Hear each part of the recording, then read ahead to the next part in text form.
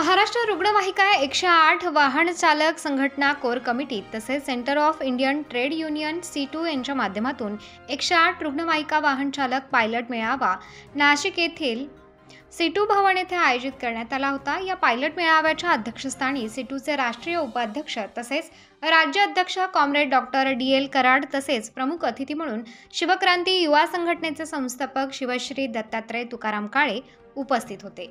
या मेळाव्याच्या सुरुवातीला छत्रपती शिवाजी महाराज त्याचप्रमाणे डॉक्टर बाबासाहेब आंबेडकर तसेच शहीद भगत सिंग आणि महात्मा ज्योतिराव फुले महापुरुषांच्या प्रतिमेस अभिवादन करण्यात आले। त्याचप्रमाणे या मेळाव्याचे अध्यक्ष कॉम्रेड डॉक्टर DL कराड तसेच शिवश्री दत्तात्रय तुकाराम काळे यांचा सत्कार आयोजकांच्या वतीने करण्यात आला। यानंतर उपस्थित सर्व मान्यवरांनी आपले मनोगत व्यक्त करत येणाऱ्या काळामध्ये रुग्णवाहिका चालक मालक यांच्या विविध मागण्यांसाठी सरकारला धारेवर धरणार असून यामध्ये एकजुटीने हा संघर्ष उभा करण्यासाठी आपल्या सर्वांनी एकजूट व्हावे असे मनोगत मान्यवरांनी व्यक्त केले। कामगारांचा मेळावा आपण सादर केला आज दिनांक 21 रोजी आपण काँग्रेस भवन येथे येऊन साजरा करण्याचा आपण एक विचार मांडत असताना आपण सर्वांना ही सुनी दिली की आपण हे काम करायचं आहे। हे काम करत असताना आपण 2019 पासून काम केलं, 2019 पासून तयार केलं आणि करत असताना आपल्याला कुठेही आपल्याला मान भेटणार नाही किंवा सन्मान भेटणार नाही। म्हणून महाराष्ट्र रुग्णवाहिका 108 वाहन चालक संघटना या वतीने काँग्रेस DL कराड साहेब यांचं आपण मार्गदर्शन घेतलं। त्यांचं अखंड महाराष्ट्रातून जे आपल्याला प्रतिसाद मिळाला की गोरगरीब कष्टकरी सर्व कामगारांसाठी न्याय देणारा एक महाराष्ट्रातला नेता म्हणजे DL कराड साहेब। आज व्यासपीठावर आदरणीय श्री काळे साहेब आमच्या बऱ्याचशा कामामध्ये आंदोलनामध्ये त्यांचा मोलाचा वाटा असतो। मागच्या जून महिन्यामध्ये मुंबईत आम्ही आंदोलन सुरू त्यावेळेला बिनशर्त पाठिंबा देणारे माननीय काळे साहेब अखंड महाराष्ट्रात असा कोणताही नेता आम्हाला पावला नाही। ते काळे साहेबांनी आम्हाला जे बळकट दिलं ते काळे साहेबांमुळे मिळालं आणि काळे साहेबांच्या यशाने आम्ही आजपर्यंत ही लढाई जिंकत चालू आणि चालत जाणार आहे। परिस्थिती मित्रांनो 2019 ला आपण स्थापना केली महाराष्ट्र रुग्णवाहिका 108 वाहन चालक संघटनेची। हे करत असताना कंपनी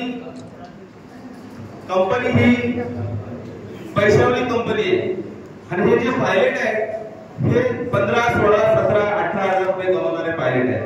कंपनीशी कधीच आपण संघर्ष करू शकत नाही, परंतु संघर्ष करायला गेलो की कंपनी कुठल्या ना कुठल्या बाबतीत आम्हाला साहेब अडवण्याचा प्रयत्न करते।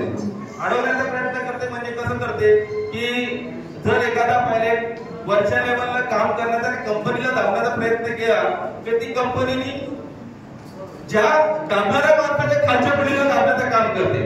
ते कशा पद्धतीने करते की साधारणतः ते ह्यांची ताकद ही सगळी बसलेली मंडळी आहे। ह्या मंडळीला थांबवली म्हणजे वरची कोर कमिटी कुठेतरी थांबेल आणि आपल्याला जे कर्तव्य करायचे आहे ते करून ऑटोमॅटिक मिळून जाईल। पण हे करत असताना 2023 पासून आज संघर्ष साजरा केला, संघर्ष आपण तयार केला आणि आजपर्यंत साहेब आम्ही कंपनीला फाईट करण्याचं काम केलंय। आमच्याकडे कोणत्या प्रकारची एक प्रकारे म्हणतात ना मनी पॉवर हा प्रकार आमच्याकडे कोणता नाही। आमच्याकडे फक्त पॉवर आहे ही पॉवर आहे आणि ह्या पॉवरमुळे आम्ही आजपर्यंत आणि भविष्यात ही पॉवर असणार भविष्यात जर तुमच्या दोघांची जर पॉवर आली ना तर नक्कीच आम्ही यांची पॉवर काढू। लक्षात घ्या फक्त एवढंच नाही की हे दोन जे आहेत व्यासपीठाचे दोन वीर आहेत त्यांच्यामुळे नव्हे तर आपली पण मनगटाची ताकद त्यांच्यामुळे जोडायला पाहिजे। जर जोडत असेल तर नक्कीच समोरच्या माणसाला आपण पाडू शकतो। हे आपण करत असताना सर्वजण हा विचार करतात की बाबा मी गेलो तर चालेल, तो आला तरी चालेल, पण असं करायचं नाही। आपल्याला मी पण जायचंय, पाठशाला पण घेऊन यायचंय आणि अखंड ह्या दोन माणसाचा बळ वाढवायचंय. बळ वाढवण्यासाठी आपल्याला सगळ्यांना एकत्र येऊन राहायचंय. हे जे आतापर्यंत कार्यक्रम बरेच ठिकाणी केले, कोल्हापूरमध्ये केले, त्यानंतर नाशिकमध्ये केले, बुलढाणामध्ये केले, सोलापूरमध्ये केले, हे सगळे कार्यक्रम करत असताना आजपर्यंत साहेब आम्ही कुठल्याही जिल्ह्याकडून कुठल्या प्रकारची मदत पण मागितली नाही. तर सर्व आपापले जे पायलट बांधव आहेत स्वखर्चाने येऊन स्वखर्च देऊन स्वतःच्या मेहनतीची कमाई जी आहे ना, त्या मेहनतीच्या कमाईमधून ते थोडेफार काहीतरी गोळा करून आपल्या कार्यक्रमासाठी तयार करतात. आणि आज करत असताना ही कंपनी आम्हाला दिलेल्या पैशातून पैसे घेऊन ते विमान मुदत घेतात. म्हणजे वाईट वाटतं एवढं आहे की आमच्या कष्टाच्या पैशातून ते कटिंग करून देणार.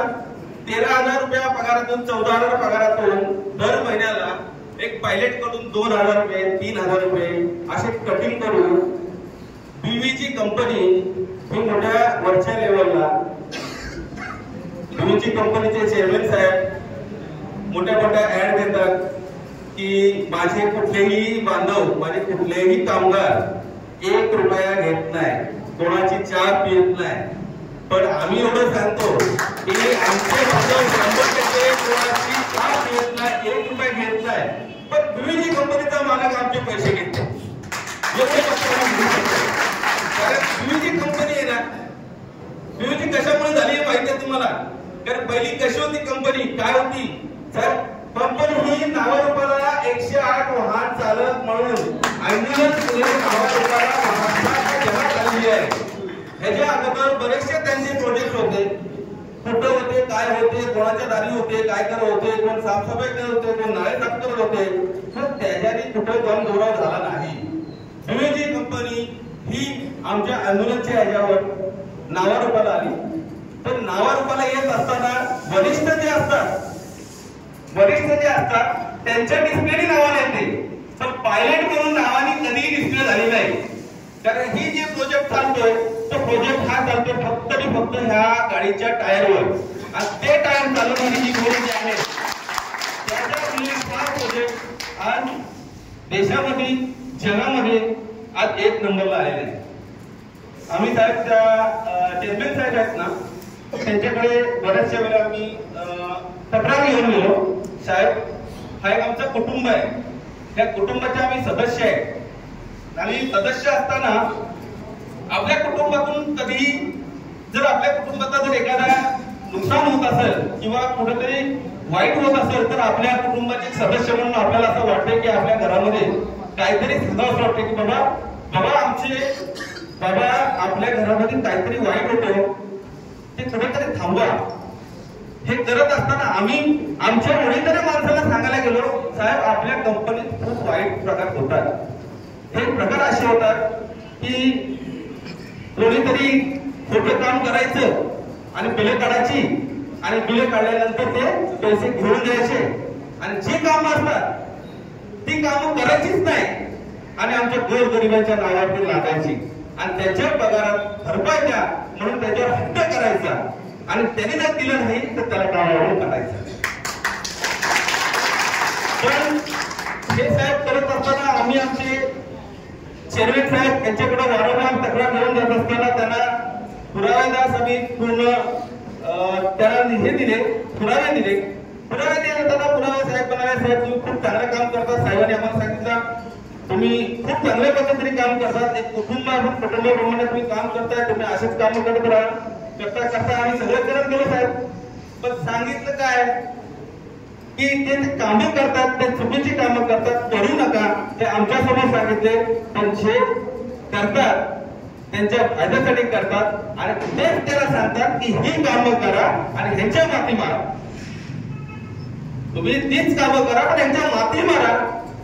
म्हणून आम्ही ह्या गोष्टी सांगत त्यात असताना आम्ही ह्या लोकांना सांगितलं की साहेब तुमचे वरिष्ठ अधिकारी आमच्यावर कुठल्या तरी चोरीचा कुठल्या तरी याचा वापर करून आम्हाला कुठेतरी अडकवण्याचा प्रयत्न करतात. साहेब आम्ही त्यावेळेला त्यांना सांगून बोललो पण आमचं कोणी ऐकलं नाही आम्ही आमच्या वरिष्ठांबद्दल चर्चा केली। वरिष्ठ म्हणजे जे व्यासपीठावरचे अध्यक्ष नगरकारले असल्या, कमटी असल्या, नितीन आवडे असल्या, संदीप असे हे जे कार्यकारी मंडळी ज्या लोकांशी चर्चा केली, ज्या वेळेला आपल्याला असं वाटलं की बाबा आता कुठेतरी काहीतरी करायला हवं, हे करत असताना आज सामूहिक चर्चा केली। जिल्ह्याच्या लेवलला मिटिंगा घेऊन बोलणं दिलं की बाबा साहेब आपण करायचं काय, तर आपल्याला कुठेतरी न्याय मिळाला पाहिजे, न्याय मिळाला पाहिजे म्हणून आम्ही कुठेतरी जायचं होतं, कुठे जायचं। आज बघायला गेला तर आज मार्केटमध्ये शासकीय राजकीय संघटना खूप येतात, पण आम्हाला कुठलीही राजकीय आणि शासकीय संघटनेमध्ये जायचंच नाही। ह्याला कारण काय, तर आमच्या अगोदर साहेब बऱ्याचशा संघटना येऊन गेल्या, त्या आमच्यासोबत उजव्या हाताने उजवा हात पकडायचे, डाव्या हाताने कंपनीचा डावा हात पकडायचे, आम्हाला सांगायचे आम्ही तुमच्यासोबत आहे, आमचा हात सुटला की कंपनीचा डावा हात पकडायचे। आणि त्याच प्रकारे हे आधारार्थ 2014 पासून ते 2023 पर्यंत कार्यकाळ केलेल्या कंपनीची काय, त्यामुळे आज आम्ही ह्या लोकांना एवढं संबोधित करत होतो की बाबांनो आपण ही संघटना जी स्थापन केली, महाराष्ट्र रुग्णालयाच्या 108 वाहन चालक संघटना, ही संघटना ह्या संघटनेमध्ये कोणत्याही प्रकारचा पदाधिकारी नाही, कोणत्याही प्रकारचा राजकीय नेता नाही, तर ह्या संघटनेमध्ये पदाधिकारी आहेत ते तुमच्या आमच्यातले बसणार उठणारे अध्यक्ष, उपाध्यक्ष, सेक्रेटरी, सचिव हे त्या संघटनेचे पदाधिकारी असणार आहेत। त्यामुळे तुम्हाला कुठल्याही प्रकारचा त्रास होणार नाही किंवा तुम्हाला जे हवे ते आपण करण्याचा प्रयत्न करू। म्हणून आज सामूहिक ही जी 21 तारखेला मीटिंग घेण्याचं कारण एवढंच आहे की आपण आपल्या संघटनेला आणि आपल्या 1380 की 1980 पायलट आहेत, ते 1380 पायलट लोकांसाठी सीटू संघटना आपण सीटू संघटनेचा आपण हात पकडण्याचा आपण निर्धार केला। त्यामुळे तुम्हा लोकांना सर्वांना एक विनंती आहे की आता मी साहेबांसोबत खाली चर्चा केली, साहेबांनी खूप आम्हाला मार्गदर्शन केलं। त्या मार्गदर्शनामध्ये साहेबांनी आम्हाला एकच सांगितलं की बाबांनो आपण जी लढाई करतो म्हणजे आपण जी लढाई करतो म्हणजे आपण ते आपले काय झाले म्हणून ते बोले आपण ही लढाई करतो ती लढाई धन विरुद्ध शक्ती आहे, म्हणजे आपल्याकडे काय धन नाही, आपल्याकडे शक्ती आहे, पण त्या धनशक्ती आहे ना तिकडची त्याच्या विरुद्ध आपली ताकदीने सगळी शक्ती तयार करायची आहे आणि त्याच्या विरुद्ध लढा करायचा आहे। त्याच्यासाठी तुम्ही संघटित राहा, एकत्र राहा, मजबूत राहा। तुम्ही केलेला जो निर्धार आहे ते प्रयत्न पूर्ण करण्याचा मी तुम्हाला शासकीय आता जास्त काय बोलत नाही कारण आता भूक लागली सगळ्यांना। बरेचसे भूकपासून साहेब रात्रीपासून प्रवास करून आले आणि सकाळपासून त्यांची प्रवास करत रात्रभर प्रवास केले, जेवलेच नाही, नाश्ता नाही केले बिचाऱ्यांनी, परत त्यांना परत गावाकडे जायचंय। जास्त काय आपण बोलत नाही। आल्याबद्दल सर्वांना महाराष्ट्र रुग्णालयाच्या 108 वाहन चालक संघटना सर्वांना कोर कमिटी मार्फत तुम्हाला सगळ्यांचे मी आभार मानतो। असेच तुम्ही प्रत्येकाने हातात हात धरून ताकद करा। आपली संघटना ताकद आहे, आपण जास्त बोलत नाही। साहेबांनी जे काय केलेले आहे, साहेबांनी काय आतापर्यंत जे कामगारांसाठी केलेले आहे त्या तुमच्यावरून अनुभव व्यक्त करते। एवढे बोलून मी इथं थांबतो। आपण मेळावा आयोजित केलेला आहे। तुम्ही सर्वजण शिवपूर संघटना युनियन मध्ये सहभागी झाल्याबद्दल तुमच्या सर्वांचं मी शिवपूरच्या वतीने अभिनंदन करतो। आणि आपण जे काही मागण्या घेऊन आज आपण शिवपूर मध्ये आला, खरं बघायला गेलं तर जे काय आपल्या मागण्या आहेत त्या मागण्या आपल्या जर आपण 2014 मध्ये पासून जर आपण इथं कार्यरत आहात तर आपल्याला कायम केलं पाहिजे, आपली पहिली मागणी आहे। आपल्याला वेतन चांगलं असलं पाहिजे ही मागणी आहे। पीएफ आपल्याला मिळालं पाहिजे, अशा अनेक मागण्या घेऊन आपण या सीटूमध्ये आज आला।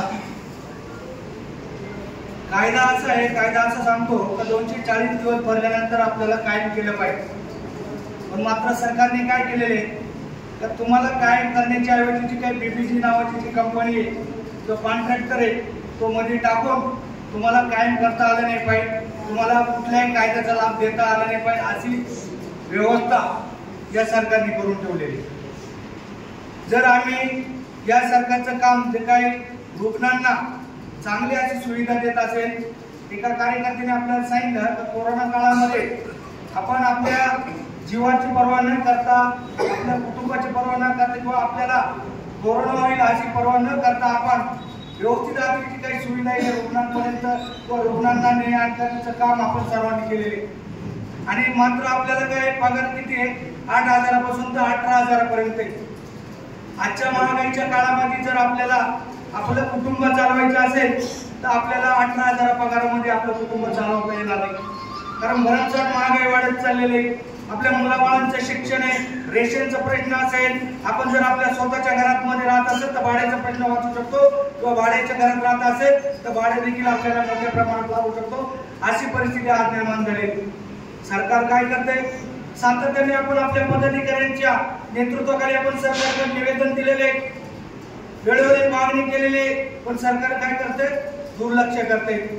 आणि मला एक तुम्हाला सांगायचे, तुम्ही चांगल्या अशा संघटनेमध्ये आला का जे काय आता सीपीचे राष्ट्रीय उपाध्यक्ष हे जे काय महाराष्ट्रामध्ये ज्या 25 युनियन आहेत, 25 संघटना आहेत, त्यांचे समन्वयक अध्यक्ष म्हणून ज्यांची निवड केलेली असे डॉक्टर डी.आर. कराडे यांच्या नेतृत्वाखाली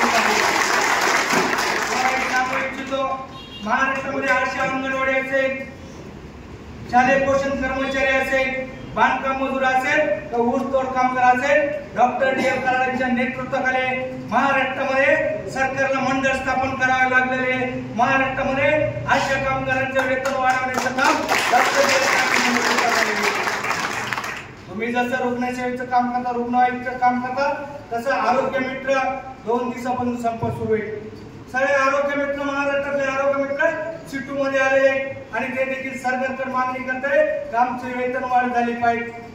मला एक तुम्हाला प्रश्न विचारायचा आहे, आपण इथल्या मुख्यमंत्र्यांकडे काय अशी मागणी केलेली आहे की आरोग्य मंत्र्यांकडे मागणी केलेली आहे का साहेब तुम्ही ज्या खुर्चीवर बसताय, तुम्हाला जे वेतन मिळतंय, तुम्ही राहता त्या बंगल्याच्या, तुम्ही ज्या गाडीमध्ये फिरताय, ही आपण मागणी केलेली का? ही आपण मागणी केलेली नाही.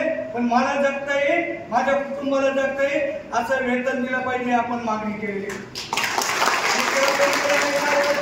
यामध्ये आम्ही 8 तासाच्या ऐवजी 12 तास काम करतोय. खरं बघायला गेलं तर कायदा 8 तासाचा आहे आणि 12 तास काम केल्यानंतर तुम्ही आम्हाला डबल ओटी दिली पाहिजे, तर तुम्ही आम्हाला डबल ओटी देत नाही. तुम्हाला आम्हाला पीएफचे पैसे आमच्या स्वतःचे कपात करताय आणि तुम्ही त्याच्यामध्ये पीएफचे पैसे टाकत नाही. हे जे काही धोरण आहे हे चुकीचं धोरण राबवताय. तुम्ही आमच्यावर अन्याय करताय, तुम्ही कामगारांच्यावर दडपशाही करताय. याच्या विरोधामध्ये आज तुम्ही सर्व सीटूच्या नेतृत्वाखाली आला. तुमचं परत एकदा डॉक्टर डी.आर. कराडांच्या नेतृत्वाखाली आले. तुम्हाला मी आदर सांगतो 100% तुम्हाला न्याय. लालबावट्याच्या नेतृत्वाखाली तुम्हाला माहित असेल जे.पी. गायकवाड असतील यांच्या नेतृत्वाखाली सरकारचं कामकाज बंद करण्याची ताकद या लालबावट्यामध्ये. न्याय मिळाला नसेल, न्याय देत नसेल तर आम्ही पूर्ण महाराष्ट्र ठप्प करण्याचं काम येणाऱ्या पुढच्या काळामध्ये करू. हा आपण आजच्या मेळाव्याच्या वतीने तुम्ही आम्हाला जर आम्ही 11 वर्ष इथं काम केलं असेल तर कायद्याप्रमाणे तुम्ही आम्हाला परमनंट केलं पाहिजे. तुम्ही आमची मागणी आहे आम्हाला 35,000 रुपये वेतन मिळालं पाहिजे, तुम्ही आम्हाला दिलं पाहिजे. कारण मित्रांनो तुम्हाला माहित असायला पाहिजे ब्रिटिश काळामध्ये ब्रिटिश सरकार 9 रुपये महिन्याला किमान वेतन देत होते. किती? 9 रुपये. आजच्या 78 वर्षाच्या हिसाबाने जर बघितलं तर 26,000 रुपये किमान वेतन दिलं पाहिजे. किती दिलं पाहिजे? 26,000. आपल्याला किती देतात? आपल्याला 8,000 वेतन देत आहेत. म्हणजे काय करतात? जर ब्रिटिश सरकार त्या काळामध्ये किमान वेतन देत होतं ते आमचं स्वसरकारी आम्हाला का देत नाही? आमदारांना 55 लाख रुपये, या 55,000 रुपये मानधन, सर्व भत्तेदारांना 2.5 लाख रुपये मानधन दिले जाते. किती दिले जाते? काय करताय आमदार? अरे निवडून येतात, निवडून आल्यानंतर टक्केवारी घेतात आणि टक्केवारीशिवाय काम करत नाही. अशा आमदार लोकांना 2.5 लाख रुपयापर्यंत वेतन दिले जातात आणि आमचे कामगार आमच्या व्यवस्थित गर्दीमध्ये असेल, रुग्णांची व्यवस्थित सोय करते. इकडून मुंबईवरून नाशिकला हॉस्पिटलमध्ये त्यांना नेऊन त्यांची चांगली अशी सुविधा देऊन आम्ही सरकारला मदत करतो. आणि सरकार काय करते? सरकार आमचा विचार करत नाही तर सरकार आमच्यावर दडपशाही करत आहे. आणि या सरकारचा जर आमच्यावर जी काही येणारी जी दडपशाही जर थांबली नाही तर आम्ही याच्यापेक्षा मोठं आंदोलन करू आणि सरकारचा निषेध देखील करू. तर तुम्ही आमच्या 108 कामगारांना कायम केलं पाहिजे, त्यांचा विचार केला पाहिजे ही मागणी आपण करतो. लक्षात ठेवायचं, डॉक्टर करण आले, तुमचा प्रश्न आपण लवकरात लवकर मंत्रालयापर्यंत नेण्याचा प्रयत्न करू. एकजूट ठेवा, एकजूट असले तर सरकार सुद्धा आपल्याला हलवू शकत नाही. जर आपल्यात फूट पडली तर आपल्याला कोणीही वाचवू शकत नाही. म्हणून एक लक्षात ठेवा, मी भीक मागत नाही, मी माझा हक्क मागतोय. खरं बघायला गेलं तर सरकारने आम्हाला रोजगार द्यायला पाहिजे होता. तुम्ही आम्हाला कोणता रोजगार दिला? कॉन्ट्रॅक्ट मार्फत रोजगार दिलेला आहे. कोणता रोजगार दिलेला आहे? कॉन्ट्रॅक्ट मार्फत. आज तुम्हाला सर्वांना माहिती असायला पाहिजे, या देशामध्ये महाराष्ट्रामध्ये फिक्स टर्म एम्प्लॉयमेंट नावाचा कायदा आलेला आहे. 3 वर्षासाठी आता रोजगार मिळणार आहे. 3 वर्षानंतर त्याला परमनंट नाही, काय नाही, किमान वेतन मिळणार नाही, ESI मिळणार नाही, बोनस मिळणार नाही. त्याला एक पत्र दिलं जाईल, तू गरीब आहात. काय परिस्थिती निर्माण करून दिले.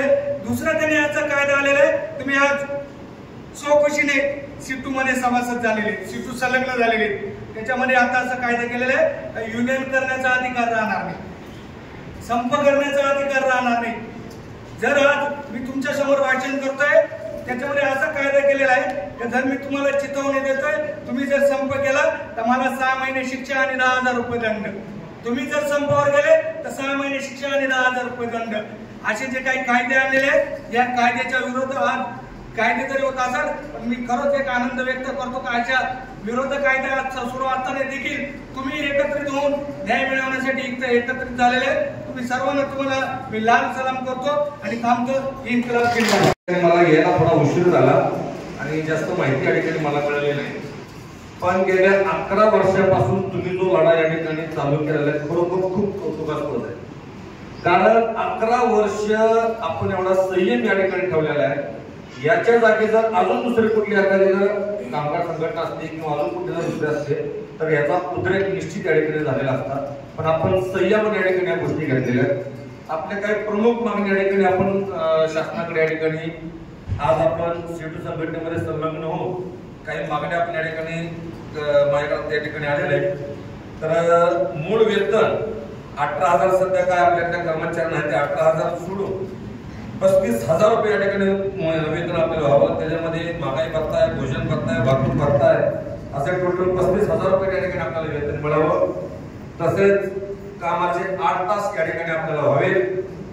तसेच मासिक प्रमाणे किरकोळ 12,000 तसेच वार्षिक 15,000 या ठिकाणी आपल्या सर्वांना मिळाव्यात. अपघाती मृत्यू झाला तर किमान 25 लाख रुपये आपल्याला आपल्या कुटुंबियांना मिळावेत. रुग्णवाहिका धुलाई भत्ता प्रत्येकी 2,000 मासिक मिळावा. आणि 2014-17 न दिलेली पेन्शन फंडची रक्कम या ठिकाणी मिळण्यात यावी. मासिक पेन्शन फंड कपातमध्ये वाढ करण्यात यावी. ओव्हर टाइम केल्यास जादा भत्ता देण्यात यावा. शासकीय कर्मचाऱ्याप्रमाणे मूळ वेतन किमान 3% वाढ व्हावी. दिवाळी बोनस 100% देण्यात यावे आणि ग्रॅज्युएटची रक्कम देण्यात यावी. अशी ह्या विविध मागण्या आपण शासन दरबार या ठिकाणी ठेवलेल्या. खरं तर या ठिकाणी आता आलेल्या सरांनी मला बोलले, ह्या मागण्या जर आपल्याला मान्य करायच्या असतील तर या ठिकाणी आपल्याला कायद्याची लढाई लढावं लागेल. स्थानिक कोर्ट असेल, हायकोर्ट असेल तर हायकोर्टापर्यंत या ठिकाणी आपल्याला ही लढाई लढावं लागणार आहे.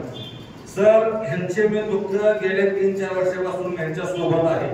ह्यांच्या प्रत्येक अडचणीमध्ये मी ह्यांच्या सोबत उभा राहिलेलो आहे. मला ह्यांचं दुःख माहिती आहे, कारण माझ्या घरातला माणूस माझा सहकारी 2014 पासून 8,000वर तो त्या ठिकाणी काम करतोय. बायका लेकरं तिकडं वाऱ्यावर सोडून हा व्यक्ती आजही त्या ठिकाणी कड धरून आहे. त्यांची परिस्थिती एवढी बिकट आहे. तर 2014 पासून हे लोक जर या ठिकाणी लढाई करत असतील, आता पाठीमागच्या काळामध्ये तुम्हाला कुणी सोबत घेतलं, तुम्हाला कुणी तुमचा वापर करून घेतला, मला याच्याची काही घेणं देणं नाही. पण आज अभिमानाने तुम्हाला ठिकाणी सांगतोय, ठामपणे सांगतोय, तुम्ही आज C2 संघटनेमध्ये या ठिकाणी संलग्न झालेला आहात. कामगार संघटनेमध्ये निश्चितच या ठिकाणी तुम्हाला न्याय मिळाल्याशिवाय राहणार आहे. आणि हा न्याय मिळत असताना तुम्ही कामगार संघटनेसोबत काम करत असताना जी कायद्याची लढाई तुम्हाला लढायची ती सरांसोबत राहून तुम्ही कायद्याची लढाई लढा. रस्त्यावरची लढाई लढायला मी खंबीर आहे.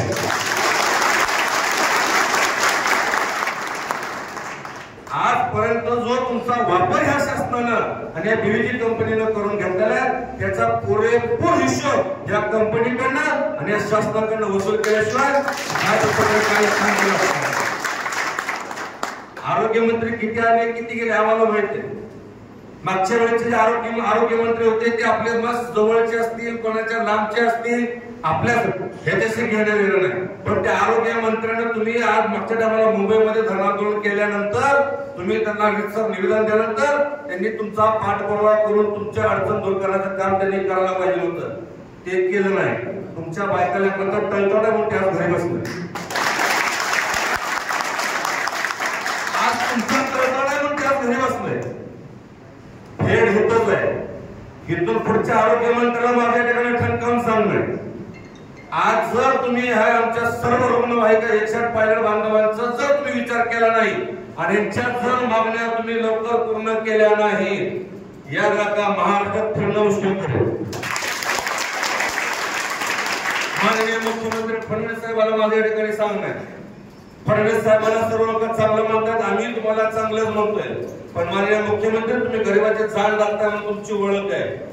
दोन्ही उपमुख्यमंत्र्यांना माझ्या ठिकाणी सांगणं, अजितदादा असतील, एकनाथभाई शिंदे असतील, यांनाही माझ्या ठिकाणी सांगणं, तुम्ही याच्यामध्ये जातीने लक्ष घालून 108 चालकांचा जो प्रश्न या ठिकाणी गेल्या 11-12 वर्ष झालं चालू आहे तो तुम्ही या ठिकाणी जर सोडवत नसाल तर या ठिकाणी तुम्हाला आमच्या वशाला सामोरं जावं लागेल. आणि मी फक्त बोलत नाही, मी असं दुसऱ्यासारखं हे तुम्ही कुठला विषय हातात घेत नाही सर. मी कधीच कोणाला शब्द देत नाही, कुठला विषय हातात घेत नाही. पण मी जर एखादा विषय हातात घेतला, एखादा जर शब्द दिला एखाद्याला तो पूर्ण केल्याशिवाय मी महागारी सरकत नाही. ज्या छत्रपती शिवरायांनी स्वराज्य घडवलं, ज्या छत्रपती शंभूराजांनी स्वराज्य घडवलं, त्या मातीत जन्मलेल्या आमच्या अवलादी आहेत. इथं शब्दात गद्दारी करणाऱ्या आमच्या अवलादी नाही. जोपर्यंत तुम्हाला न्याय मिळत नाही तोपर्यंत तुमच्या खांद्याला खांदा लावून नाही तर तुमच्या पुढे एक पाऊल या आंदोलनामध्ये मी तुम्हाला तुमच्या पद्धतीने लढाई लढायची, कायद्याची लढाई लढायची. तुम्ही कायद्याची लढाई लढा. मी माझ्या संघटनेकडनं सेपरेट लढा या ठिकाणी रस्त्यावरचं मी या ठिकाणी उभा करण्याचं काम आजपासून या ठिकाणी करतो. आणि 10-15 हजारामध्ये तुम्ही तुमचा प्रपंच सोडवत असाल, तुम्ही तुमचा घरदार सोडून लोकांची सेवा करत असाल तर त्या सेवेचं फळ निश्चित मिळलं पाहिजे. आपल्या टाळूवरचं लोणी खाणारे जे अवलादी जे बसलेले आरोग्य विभागात असतील, शासन दरबारात असतील, त्या अवलादीला त्यांची जागा मला या ठिकाणी दाखवायची. तुम्हाला लाख घेतलेल्या पगार असू सुद्धा जर तुम्हाला आमच्या 5-10 हजार जर तुम्हाला तुमचं मन दाखवायचं असेल तर तुमच्यासारखे हामखोर तुम्हीच येतो. किती निर्लज्जपण आहे. सुबलम सुफलम हा महाराष्ट्र ज्या शिवरायांनी घडवला, घटकातल्या बारीक घटकातील महाराजांचं लक्ष होतं. आज त्याच महाराजांच्या महाराष्ट्रात आणि त्यांच्याच विचारामध्ये जर अशी या ठिकाणी जर बारीक घटकामध्ये आणि या बारीक संघटना जर अशी या ठिकाणी उपाशी राहत असतील, पायलट असतील, आशा सेविका असतील तर खूप मोठी दुर्दैवी गोष्ट आहे. आणि सर आज मी खूप अभिमानी या ठिकाणी झालो आणि खूप धन्य झालोय. आजपर्यंत 2008 पासून मी सुद्धा या ठिकाणी सामाजिक कार्यामध्ये सहभागी आहे. मी आजपर्यंत जे सहभाग घेतलेला आहे, जो माझ्यातून जे काही थोडंफार समाजकार्य घडलेले आहे त्यातच थोडं फळ मला मिळाले. कामगार नेत्यांच्या बाजूला बसण्याचं भाग्य मला या ठिकाणी लाभलं. कोणाला भाग्य या ठिकाणी लाभत नाही. निश्चितच या ठिकाणी डॉक्टर कराडकर सर असतील आणि हे मला आपल्या एखाद्या वक्त्याने सांगितलं, हा लढा एकटा माझा नाही, हा लढा एकटा कराडकर सरांचा नाही किंवा हा लढा एकटा तुमचा नाही. जोपर्यंत वज्रमूठ आपण या ठिकाणी बांधत नाही तोपर्यंत शासनाला धडकी भरणार नाही. आपल्याला हे वज्रमूठ हयासीच ठरवावे लागेल. आणि आपल्या जर मतभेद चालू होते, मला कंपनीचं माहिती आहे, मी अनेक आंदोलन हाताळलेले आहेत. आपल्यातले प्रमुख फंडाचं काम चालू होईल, पैशाचा आमिष दाखवला जाईल. तुझे एकट्याच पगार 35,000 करतो बाबा अध्यक्ष.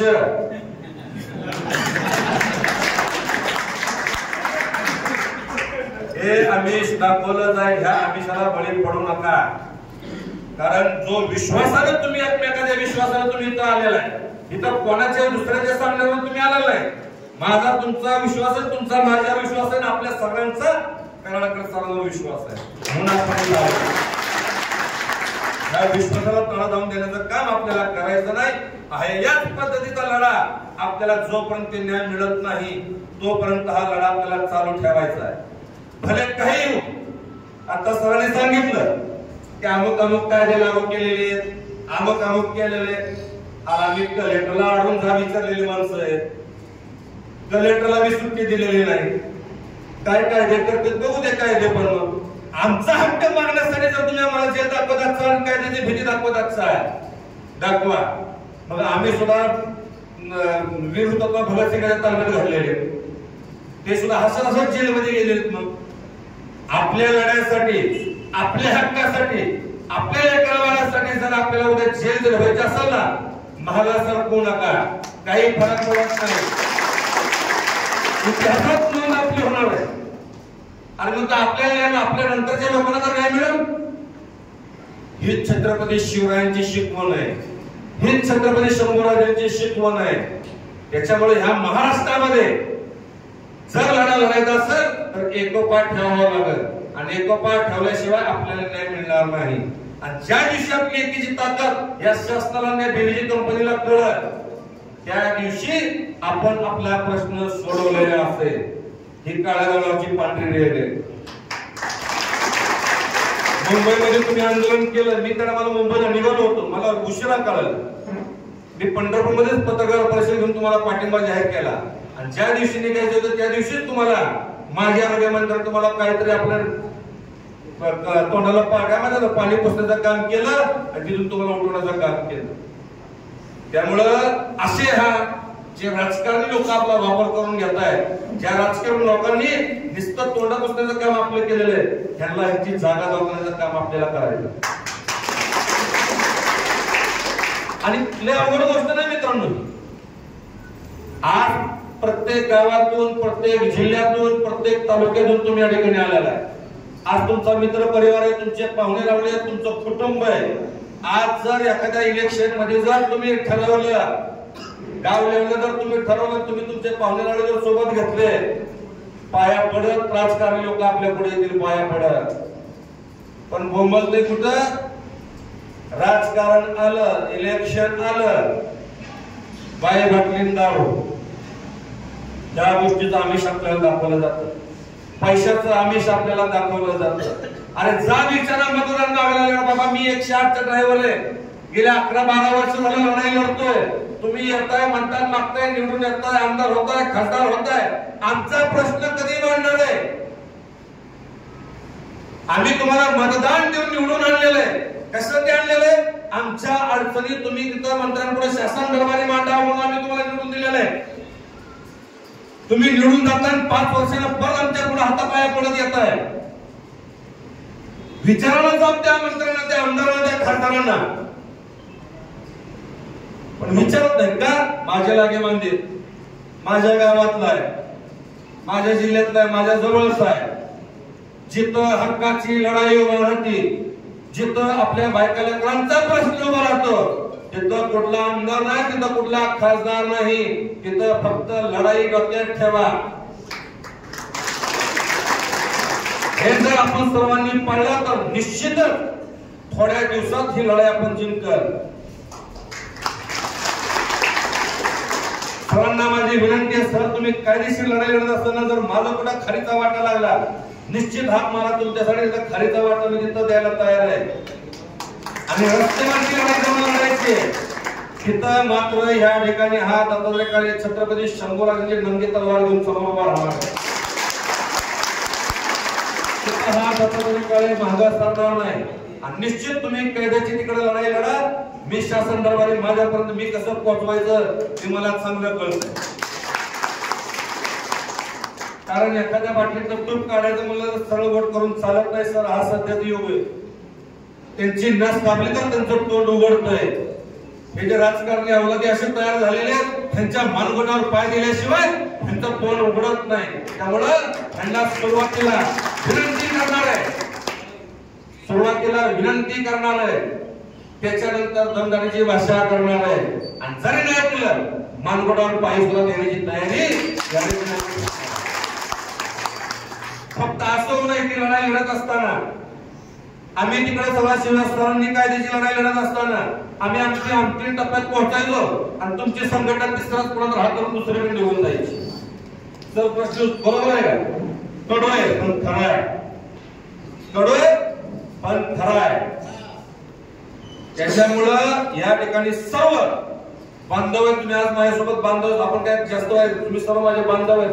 हात जोडून कळकळीची विनंती आहे, आज ही जी ताकद आपण या ठिकाणी दाखवलीत ना, हीच ताकद शेवटपर्यंत फक्त टिकवून ठेवा. वाढली नाही हरकत नाही आपल्याला बिनकामाची गर्दी करून आपल्याला वाढली नाही हरकत नाही, पण याची कमी पण झाली नाही पाहिजे.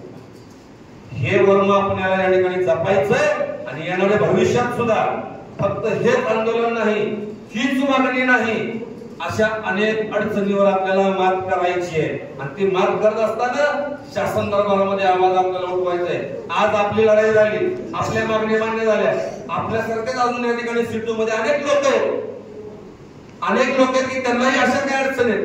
त्यांच्या सोबत सुद्धा आपल्याला खांद्याला खांदा लावून उभा राहायचं. नाहीतर तुम्ही आपण सरांनी आपला प्रश्न सोडवला, आपल्याला 50,000 पगार मिळाला, आता काय करायचं?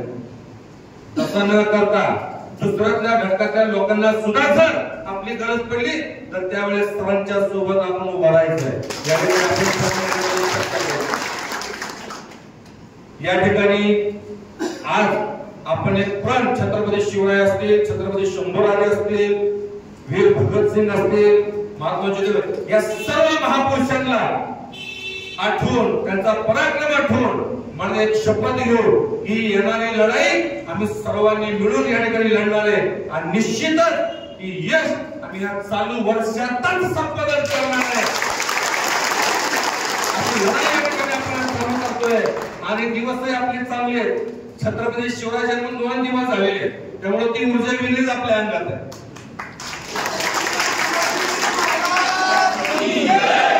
त्याच्यामुळे येणाऱ्या काळामध्ये सर्वांनी मिळून सरांच्या खांद्याला खांदा लावून सर सांगतील त्या मार्गदर्शनाप्रमाणे ही लढाई आपल्याला लढायची.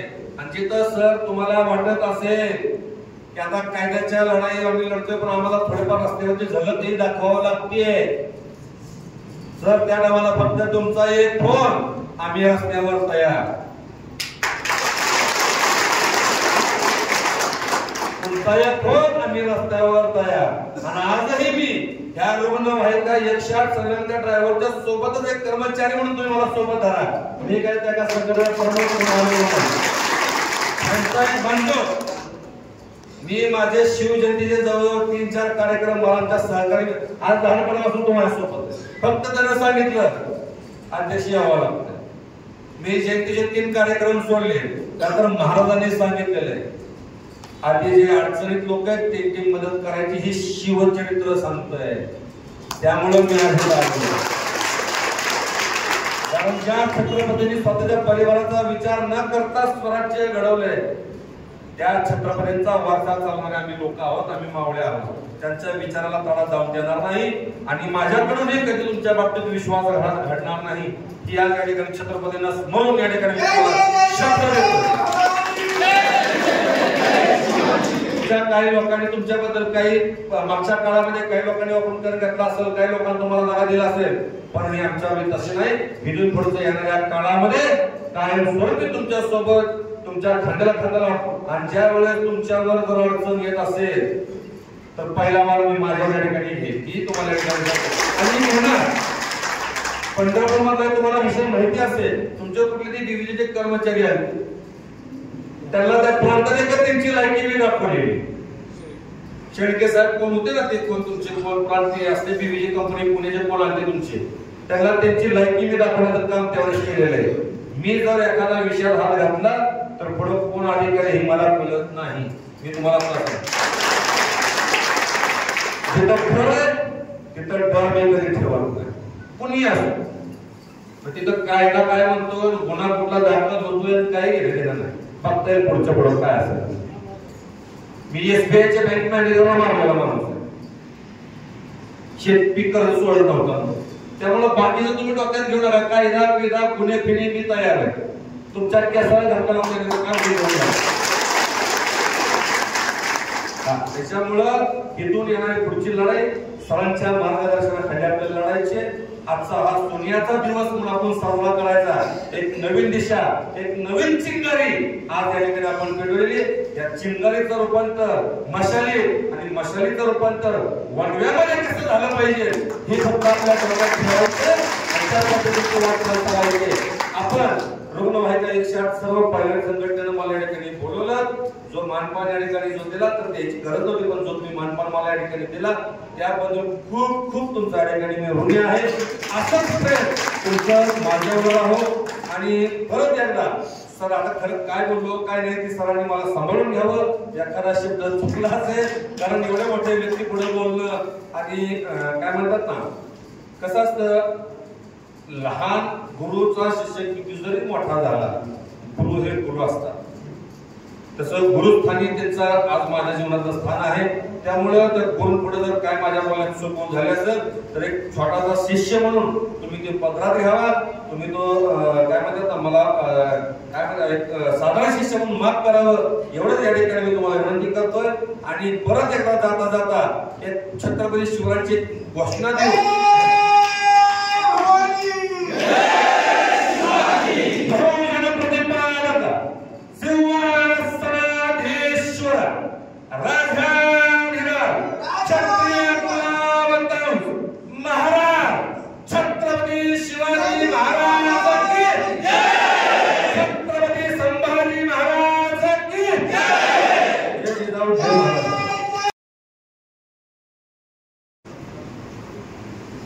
परंतु स्वतःहून गावातल्या गावात कार्यक्रम असेल, शहरातला कार्यक्रम असेल, तात्पुरतं जाऊन पाठिंबा द्यायला काही कष्ट पडत नाही. परंतु सोलापूर पासून इथपर्यंत येणार आणि तुमच्या पाठीशी उभा राहणार. जोरदार टाळ्या झाल्या.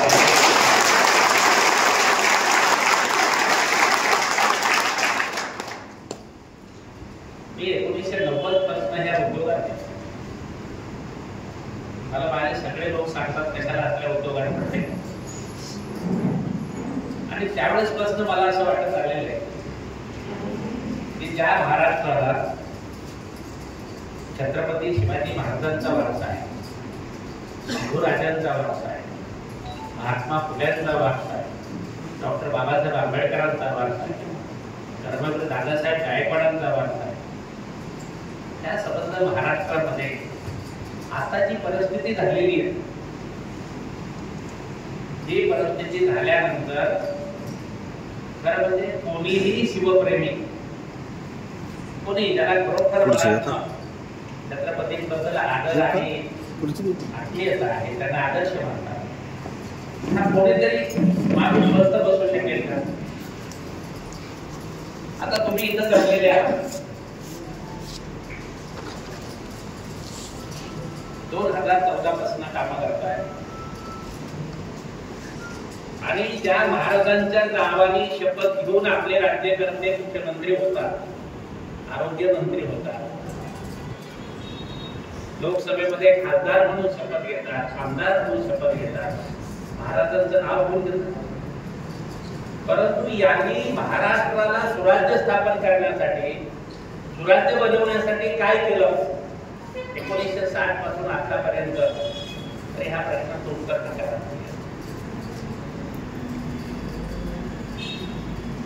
तिथे महाराज शेतकऱ्यांच्या धानाच्या गाडीला सुद्धा धक्का लावू नका, दुष्काळ असेल तर वसुली करू नका, सैन्य जर जात असेल तर त्यांचं नुकसान घालवणार नाही याची काळजी घ्या, या काळामध्ये कर माफ करा. इतकी जनता भूमिका घेणारे महाराज आणि आत्ताचे शासन करते आपल्याच महाराष्ट्रातल्या तरुणांना, तरुणींना 10,000 रुपये, 12,000 रुपये, 15,000 रुपये, 18,000 रुपयामध्ये राबून घेतात. कोण राबून घेतोय? तुम्हाला वाटत असेल बीबीजी राबून घेत आहे. तुमच्या समोर कोण आहे? बीबीजी आहे. परंतु प्रत्यक्षामध्ये तुम्ही तुमची पिळवणूक होण्यामध्ये, तुमची लूट होण्यामध्ये कोण जबाबदार आहे? तर बीबीजीला कोणी आणलं? बीबीजी अगोदर होतं का? बेबीजी अगोदर नव्हतं. मग बेबीजीला आणलं कोणी? ज्यांना आपण निवडून दिलं आपलं भलं करण्यासाठी, शेतकरी कामगारांचं भलं करण्यासाठी, ज्यांना आपण निवडून दिलं त्यांनी तिथे मंत्रिमंडळामध्ये बसून ठराव केला. काय ठराव केला? की आपल्याला योजना तर राबवायच्या, परंतु कायम कर्मचाऱ्यांची भरती करायची नाही. त्याने ठराव केला की आपल्याला योजना राबवायच्या, परंतु तिथं लागणारं मनुष्यबळ हे आपण आउटसोर्सिंगच्या माध्यमातून कंत्राटदाराच्या मार्फत, ठेकेदाराच्या मार्फत घेतलं पाहिजे. हा निर्णय कोणी घेतला? जे सरकारमध्ये बसले त्यांनी मंत्रिमंडळामध्ये निर्णय घेतला आणि निर्णय घेऊन बीबीजी सारखे शेकडो कॉन्ट्रॅक्टर महाराष्ट्रामध्ये आणले आणि महाराष्ट्रातल्या तरुण तरुणीचं शोषण करण्याचा परवाना, त्यांची लूट करण्याचा परवाना त्यांना मिळाला. मी का सांगतो तुम्हाला? माझ्यासमोर महाराष्ट्र सरकारचा एक निर्णय. काय निर्णय तो?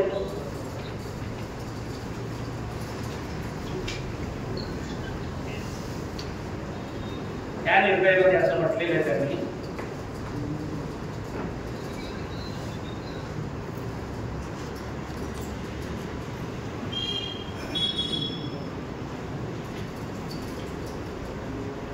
महाराष्ट्रात आपत्कालीन वैद्यकीय सेवा प्रकल्पाकरिता सेवा पुरवठादाराची नेमणूक करण्याकरिता व सुधारित प्रशासकीय मान्यता देण्याबाबत महाराष्ट्र शासन सार्वजनिक आरोग्य विभाग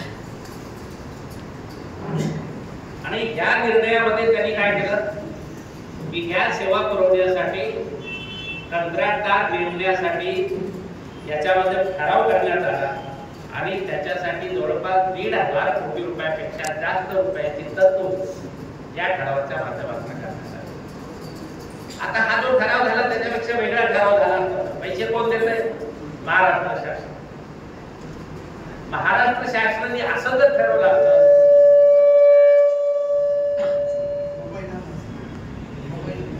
की आपण 1,500 कोटी रुपये खर्च करणार आहोत, ऍम्ब्युलन्स पण आपण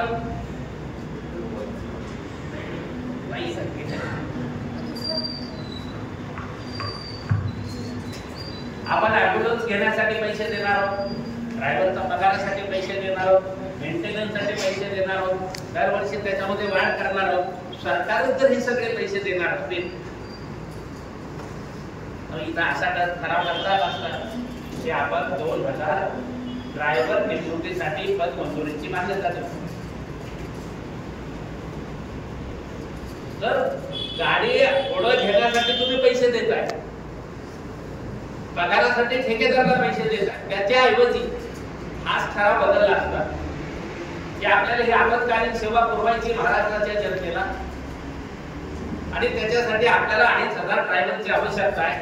ते ड्रायव्हर नेमणुकीसाठी आम्ही पद मंजूर करत आहोत, त्याच्यासाठी बजेटमध्ये तरतूद करतो. काय झालं असतं? तुम्ही सगळेचे सगळे महाराष्ट्र शासनाच्या सार्वजनिक आरोग्य सेवेतले कर्मचारी आहेत. तुम्हाला कंत्राटदाराकडचे कर्मचारी कोणी केलं? ज्यांनी हा ठराव केला त्यांनी केला. त्यामुळे मित्रांनो एक गोष्ट लक्षात ठेवा, मी डॉक्टर असल्यामुळं आजाराचं कारण शोधलं. तुम्ही कायम होत नाहीये, तुमची आर्थिक पिळवणूक होते, तुमचा छळ केला जातो. कोविड मध्ये एवढं उत्तम काम करून सुद्धा त्याच्याबद्दल काही कुठलंही त्याचा रिवॉर्ड नाहीये, त्याची कुठली दखल नाहीये. हे का होत आहे? हे एकाच गोष्टीसाठी होत आहे की तुम्ही टेम्पररी स्वरूपात कंत्राटदाराचे कर्मचारी आहेत. त्याचं मुख्य कारण आहे की हा जो शासन निर्णय हे शासन निर्णय, हे शासन निर्णय ज्याने घेतला ते जबाबदार आहे. त्याला म्हणतात प्रश्नाच्या मागचं कारण, कारणाच्या मागचं धोरण. काय धोरण आहे? आउटसोर्सिंगचं धोरण आहे. महाराष्ट्र सरकारचं धोरण काय? आउटसोर्सिंगचं आहे, कंत्राटीकरणाचं धोरण आहे. कुठेही भरती करायची असेल तर परमनंट कर्मचाऱ्याची भरती करायची नाही, ठेकेदाराला नेमायचं, अशा पद्धतीचं धोरण आहे. आणि हे धोरण कोण ठरवतं? त्यांना आपण सत्तेमध्ये बसवतो. तुम्ही एकटेच का असेल? तुम्ही जसे काम करता तसे आरोग्य मित्र काम करतात. त्यांना 11,465 रुपये महिन्याला हातात पडतात. तुम्ही जसं काम करता तसे अंगणवाडीची बाई काम करते. बाई आशाताई त्या 2 लाखापेक्षा जास्त आहे. आशा कर्मचारी 67,000 कर्मचारी काम करतात, त्या 15,000 काम करतात. तुम्ही जसं काम करता नगरपालिकेमध्ये साफसफाईचं, स्वच्छतेचं, घंटागाडीचं काम करणारे कर्मचारी आहेत. त्यांना कुठे 8,000 रुपये दिले जातात, कुठे 10,000 रुपये दिले जातात. 10 वर्ष काम करतात, गाडी उचलण्याचं काम करतात. ते सुद्धा तुमच्या सारखे त्यांना कंत्राटी पद्धतीने ठेवतात. आणि म्हणून हे जे धोरण आहे सरकारने, ते आपल्या राज्यातल्या तरुण तरुणींचं शोषण करायचं, वेतनावरचा खर्च कमी करण्यासाठी हे करायचं, हे जे धोरण आहे हे तुमच्या मुळावर उठलेलं आहे. लक्षात ठेवा. म्हणजे हे राज्यकर्ते तुमच्या मुळावर उठलेले. कुठल्या पक्षाचे ते महत्वाचं नाही आहे. ते भाषण काय करतात ते महत्वाचं नाही आहे. निवडणुकीच्या वेळेला तर सगळे म्हणतात आम्ही तुमच्या बरोबर आहे, शेतकऱ्यांच्या बरोबर आहे, कामगारांच्या बरोबर आहे. परंतु त्यांची कृती काय? जुलै 2024 मध्ये या सरकारने निर्णय घेतला की काही 2 लाख लोकांची भरती करायची, ते 9 कॉन्ट्रॅक्टर मार्फत केले जाईल. 9 कॉन्ट्रॅक्टर एजन्सी नेमण्यात आल्या. प्राथमिक आरोग्य केंद्रामध्ये झाडू मारणारा माणूस सुद्धा फक्त कॉन्ट्रॅक्ट सिस्टीम मध्ये भरला जाईल. कुठल्याही खात्याची भरती त्याच पद्धतीने होईल. नगरपालिका, महानगरपालिकेची भरती सुद्धा 9 कंत्राटदाराच्या मार्फत भरती केली जाईल. कोणाची कंत्राट आहे ते माहिती आहे तुम्हाला? आता जे मंत्री आहेत त्यांचे कंत्राट आहे. तुम्हाला कल्पना नाही आहे, महाराष्ट्रातल्या एका आमदाराचा ठेका चालतो संबंध देशामध्ये. त्या ठेकेदारीमध्ये 70,000 कामगार काम करतात. एका आमदाराचा ठेका 70,000 लोक काम करतात. आणि म्हणून हा जो प्रश्न आहे, हा प्रश्न फक्त तुम्ही काल आरोग्य मित्रांच्या प्रश्नाबद्दल आरोग्य मंत्र्यांना भेटत होतो, चर्चा करत होतो. त्यांना मी सांगितलं साहेब आपलं काम करतात. आरोग्य मित्र कोणाचं काम करतात? आरोग्य खात्याचं काम करतात. त्यांना आपण काय करायला पाहिजे ते म्हणाले आमचा काही संबंध नाही. ते म्हणाले ते टीपीएचे इन्शुरन्स कंपनीचे कर्मचारी आहेत. म्हटलं काम कोणाचं करतात आहे? महात्मा फुले जन आरोग्य योजना कुणाची आहे? सरकारची. पंतप्रधानांच्या नावाने जी आरोग्य योजना आहे ती कोणाची आहे? ते कोणाचे कर्मचारी झाले? परंतु सरकारने जी भूमिका घेतलेली तुम्हाला कायम करायचं नाही. आणि म्हणून लढाई ही दीर्घ पल्ल्याची होणार आहे, लांबची होणार आहे. तुमच्या आपल्याला अनेक पद्धतीने ती लढाई लढावी लागेल. आणि त्याची जाणीव मी तुम्हाला आज पहिल्याच मेळाव्यामध्ये करून देणार. तुम्ही सिटोकडे आलात, आनंदाची गोष्ट आहे. तुमच्या गुजरातमध्ये 1,000 कामगारांचा एक मोठा फॅक्टरी, हिंदुस्थानातली सगळ्यात मोठी पेपर उद्योग आहे गुजरातचा. तिथल्या कामगारांनी बरोबर 1,000 कामगार. परवा नागपूरमध्ये इलेक्ट्रिसिटीमध्ये काम करणारे कंत्राटी कामगार आहेत, त्यांचा मेळावा. परंतु कंत्राटीकरणाच्या विरोधातली लढाई काळे साहेब, जर छत्रपती शिवाजी महाराज जर सत्तेमध्ये असते तर कंत्राटीकरणाचा निर्णय झाला असता. त्यांना लाज वाटते का शिवाजी महाराजांचं नाव घेतात आणि कंत्राटीकरणाचा निर्णय घेतात? महाराजांचं नाव घेतात आणि भ्रष्टाचार करतात. महाराजांचं नाव घेतात आणि ह्यांचे सगळे भिडवडे टीव्ही चॅनलवर आपण पाहतो. दिवसाढवळ्या वर्णन करतात. सत्ता, राजकारण, पैसा आणि गुन्हेगारी आणि भ्रष्टाचार हे महाराष्ट्रामध्ये सगळे एकत्र आहे. मला राहून वाटतं महाराज जर आता आले तर भावानी तलवार पाहिलं तर यांच्यावर चालवतील, दुसऱ्या कोणावर चालवतील. आणि म्हणून माझं शिवसैनिकाबद्दल, शिवप्रेमीबद्दल माझा फार मोठा संघर्ष शिवसेनेबरोबर झालेला आहे. 1995 ते 99 भाजप सेनेचं सरकार होतं आणि गोरगरीब कामगार युनियन करत होते आणि युनियन तोडण्याचं सुपारी शिवसेना घेतली. हे नाशिक मधले जे कार्यकर्ते असतील त्यांना माहिती आहे. माझ्यावर एकूण 126 पोलीस केसेस आहेत. त्याच्यामध्ये 302 आहे, 307 आहे. मला स्वतःला असं वाटतं की शिवाजी महाराजांचं डॉक्टर बाबासाहेब आंबेडकरांचं नाव घेऊन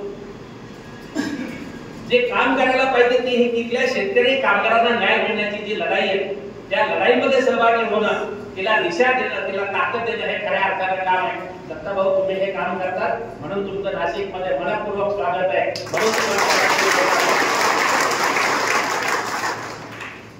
दुर्दैवाने मला शिवप्रेमी दिसत नाही महाराष्ट्राच्या रस्त्यावर. एका बाजूला लाल बावटाने शिवाजी महाराजांचा भगवा घेऊन खरं म्हणजे ह्या चोरांच्या विरुद्ध मोठा संघर्ष करण्याची आवश्यकता आहे आणि त्या अर्थाने तुम्ही त्या पद्धतीने तयार. संभाजी ब्रिगेड आहे, मी त्या कार्यकर्त्याशी बोलत होतो.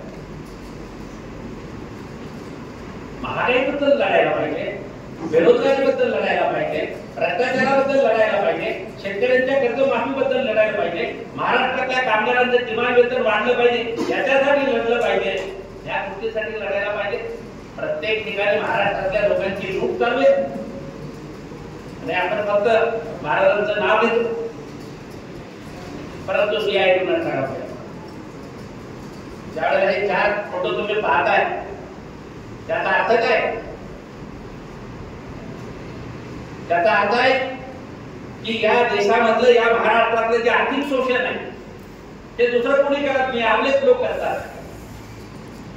या आर्थिक शोषणाच्या विरोधातला संघर्ष पुढे घेऊन जायचा आहे. भगतसिंगांनी सांगितलं, एका माणसाची दुसऱ्याकडून होत असलेली पिळवणूक थांबवणं हा सगळ्या संघर्षाचा मुद्दा असला पाहिजे. मी वाचा कधीतरी भगतसिंगाचं ऐकले की आम्ही कशासाठी लढलो, आम्ही कशासाठी लढलो इथले का. त्यांनी सांगितलं की या देशामध्ये कष्ट करणाऱ्या माणसाचं शोषण होतं. जो शेतकरी धान्य पिकवतो, कपडा पिकवतो, त्याची मुलं थोडी नागरी असतात. जो बांधकाम मजूर घर बांधतो त्याला राहायला घर नसतं. जो कष्टकरी माणूस वस्तू निर्माण करतो त्या वस्तूपासून तो वंचित असतो. गुटभर भांडवलदाराच्या हातामध्ये सत्ता संपत्ती केंद्रित झालेली आहे. हे जे आर्थिक विषमता आहे, त्या आर्थिक विषमतेच्या विरोधातला संघर्ष म्हणून भगतसिंगांनी हे संबंध लढाई केली. ब्रिटिशांच्या विरुद्ध लढाई केली, ती लुटीच्या विरुद्ध, शोषणाच्या विरुद्ध लढाई.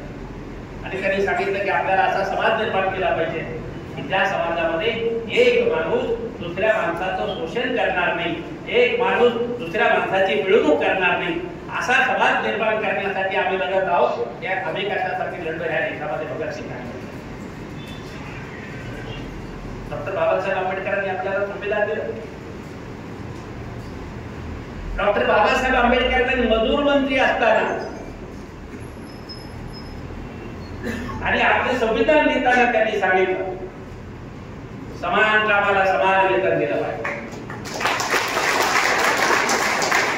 समान कामाला समान वेतन दिलं पाहिजे. जिल्हा परिषदमध्ये ऍम्ब्युलन्स चालवणारा कायम कर्मचारी, विविध खात्यामध्ये कायम जे कर्मचारी ऍम्ब्युलन्स चालवणारे ड्रायव्हर आहेत त्यांचं वेतन किती आहे आणि तुमचं वेतन किती आहे? सुप्रीम कोर्टाचा निकाल आहे 2016 मधला. हा मुख्यमंत्री देवेंद्र फडणवीसला मी स्वतः दिलेला. समान कामाला समान वेतन लागू करा. मी त्यांना म्हटलं तुम्ही काही करू नका, फक्त तुम्ही मुख्यमंत्री म्हणून सर्व खात्यांना तुम्ही आदेश द्या. काय आदेश द्या? सुप्रीम कोर्टाच्या निकालाची अंमलबजावणी करा. तुम्ही ड्रायव्हर आहात, तुम्हाला 18,000 रुपये, काय ड्रायव्हर आहे त्याला 35,000 रुपये, दुसऱ्या एखाद्या ठिकाणी दुसरा ड्रायव्हर आहे त्याला 10-12,000 रुपये. हे कोणाची काम करतात? सरकारचीच काम करतात. सरकारच सुप्रीम कोर्टाच्या निकालाची अंमलबजावणी करत नाही. मित्र, एवढंच माहिती, सरकार इतकं लवाड आहे. इथे निर्णय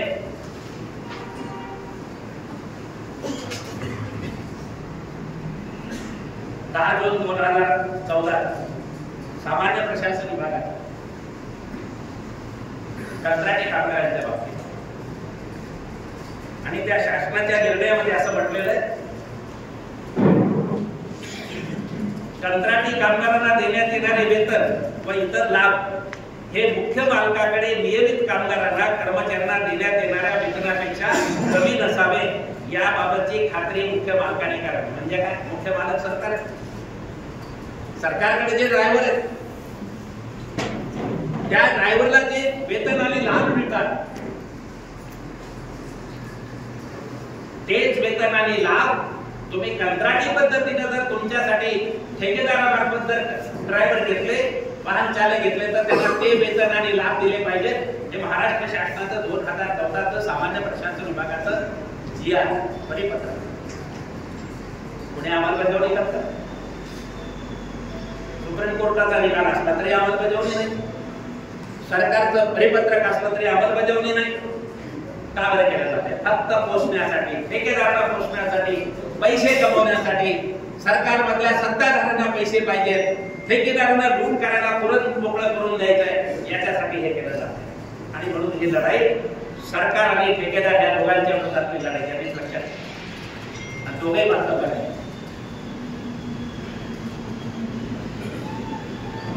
आणि म्हणून मी मगाशी कार्यकर्त्यांच्या पदाधिकाऱ्यांच्या बैठकीमध्ये सांगत होतो की तुम्हाला कायम करण्याचा प्रश्न, कायदेशीर गोष्ट काय? कायदेशीर गोष्ट अशी आहे की आम्हाला काय नोकरी मिळाली पाहिजे. ही तुमची जी योजना आहे, ही योजना मॉनिटरिंग करण्यासाठी मंत्र्यांच्या अध्यक्षतेखालची कमिटी आहे. याचा अर्थ कायद्यानुसार सुपरविजन कोण करते? महाराष्ट्र शासन. पैसे कोण देतं? महाराष्ट्र शासन देतं. काम कोणाला करतो? महाराष्ट्र शासनाचं. मग महाराष्ट्र शासनाचे आम्ही शासकीय कर्मचारी का नाही, हा आपला प्रश्न आहे. म्हणून मुख्य लढाई आपली आहे की महाराष्ट्र शासनाने तुम्हाला सामावून घेतलं पाहिजे, सामावून घेतलं पाहिजे. हा पहिला मुद्दा. जायचं कुठे आपल्याला? इथे जायचं. मधल्या काळामध्ये आपण काय करणार? मधल्या काळामध्ये समान कामाला समान वेतन आणि कायम करण्यासाठी कायदेशीर मार्गाचा अवलंब आपण करणार. नाशिक महानगरपालिकेमध्ये आपल्या युनियननी पेस्ट कंट्रोलच्या कामगाराबद्दल समान कामाला समान वेतनाची हायकोर्टात केस केली. महिनाभरामध्ये निकाल लागला. 2-3 वर्षापासून केस झाला. पेस्ट कंट्रोलच काम करणारे कायम कर्मचारी 40,000 रुपये पगार आहे. कंत्राटी पद्धतीने काम करणाऱ्या कामगारांचा पगार 20,000 रुपये. हे सगळे पुरावे दिलेले. निकाल 100% आपल्या बाजूला. तुमच्याकडे पण तसंच आहे. त्यामुळे समान कामाला समान परमनंट करण्याची ऑर्डर करायला वेळ लागेल तुम्हाला कदाचित, पण समान कामाला समान वेतनाची लढाई आपण लवकरात लवकर जिंकण्याचा प्रयत्न करू शकतो.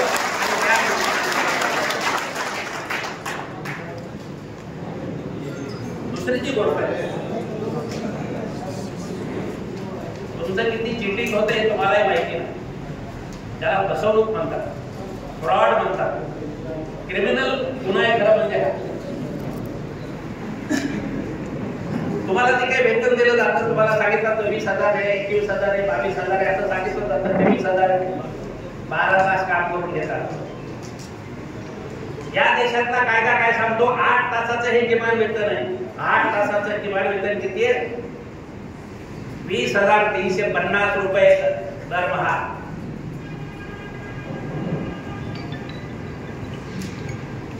तुम्ही 12 तास काम करता,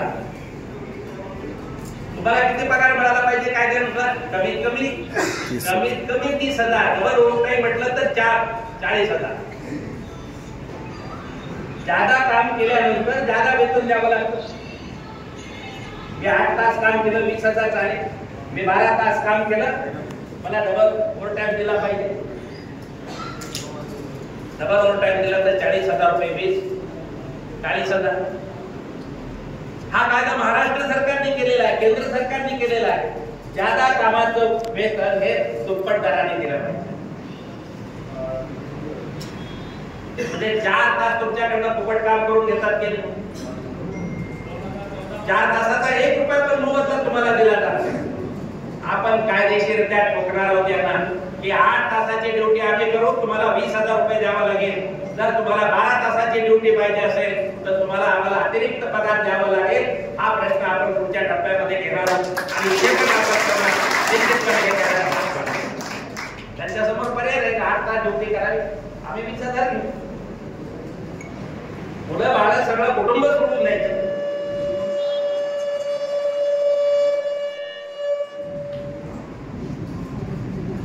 कुठल्या कार्यक्रमामध्ये जायचं नाही, कुठल्या कौटुंबिक कार्यक्रमापासून दूर राहायचं नाही.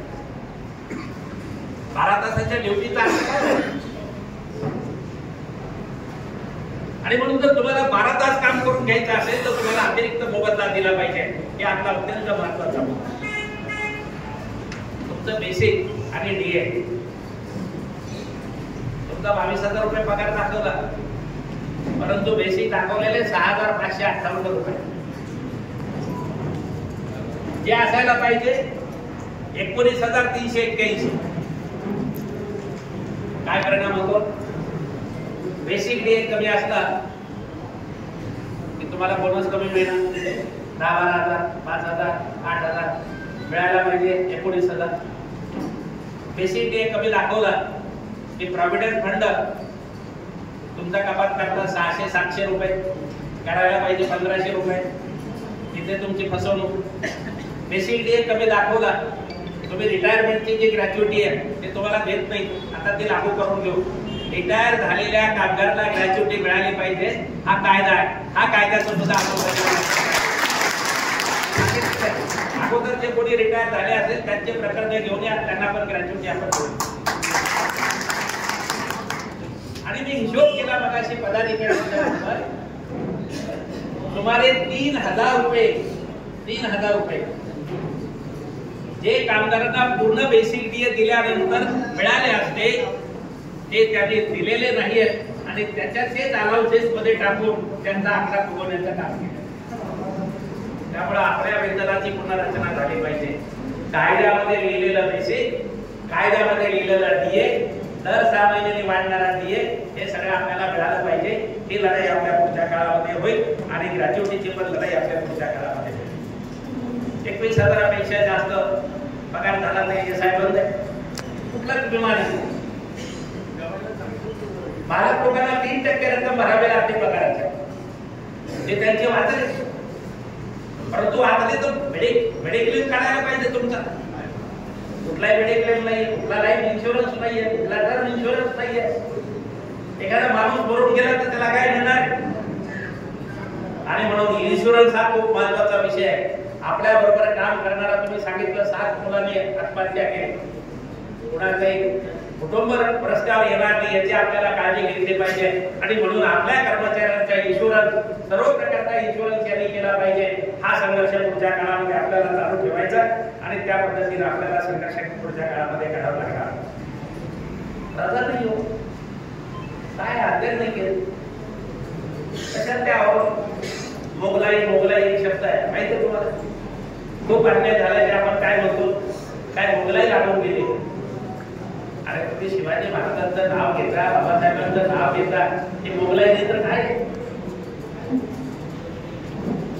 हे कसलं राज्य तुम्ही चालवता? रजा नाही येत. कायद्यामध्ये सांगितलं की कमीत कमी 15 रजा वर्षाला पगार दिल्या पाहिजेत. राष्ट्रीय सणाच्या सुट्ट्या दिल्या पाहिजेत. राष्ट्रीय सणाच्या दिवशी कामावर गेला तर अतिरिक्त पगार दिला पाहिजे. हे सगळे कुठलाही कायदा पाडत. हे जे काय बीबीजी आहे, हे बीबीजी ही जी संस्था आहे तो तुमचा भारत पूर्ण देशभर जगभर फिरत असतो. मी कर्मचाऱ्यांना असं सांभाळतो, मी कर्मचाऱ्यांना तसं सांभाळतो. याच्या अंगावरचे कपडे काढू, त्याचं खरं स्वरूप आपण महाराष्ट्रामध्ये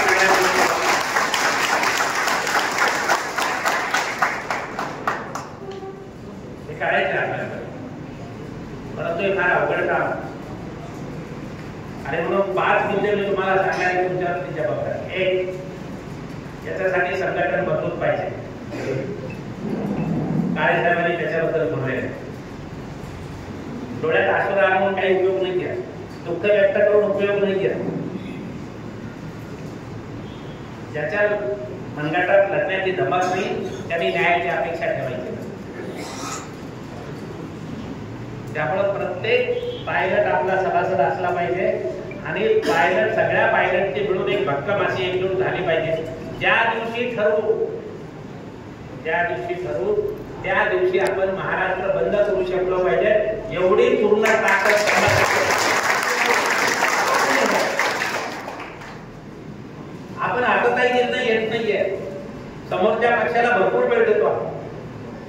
परंतु एकदा निर्णय घेतल्यानंतर मागे वळून पहा.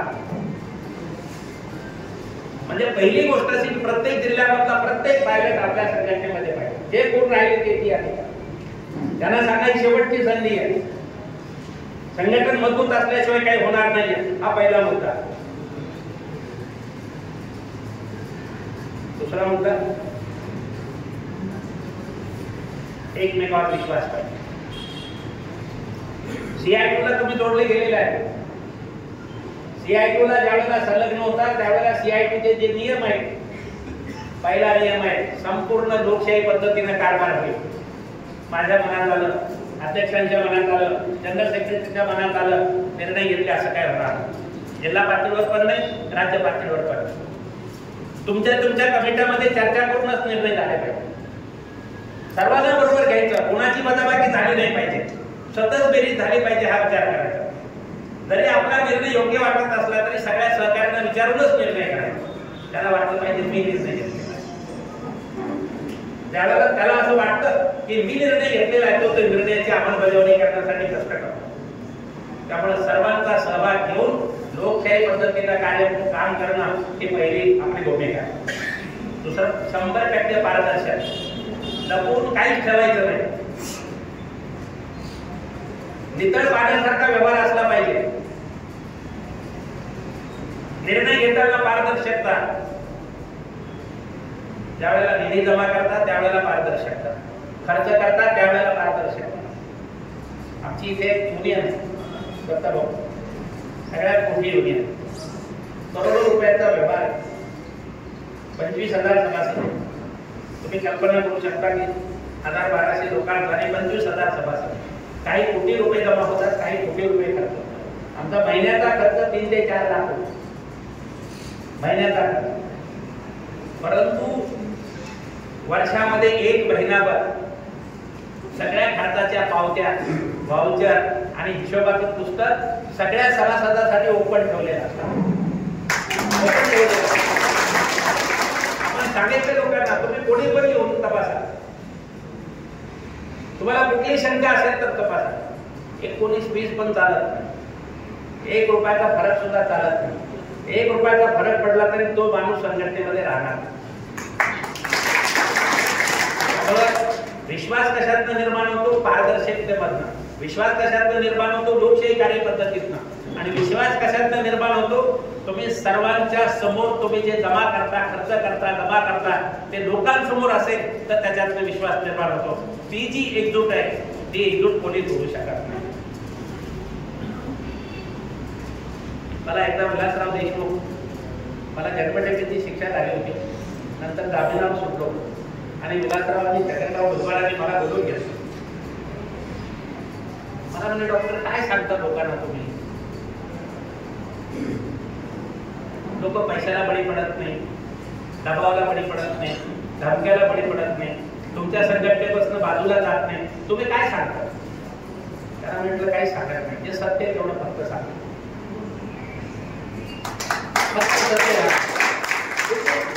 19-20 सुद्धा फरक नाही असला पाहिजे.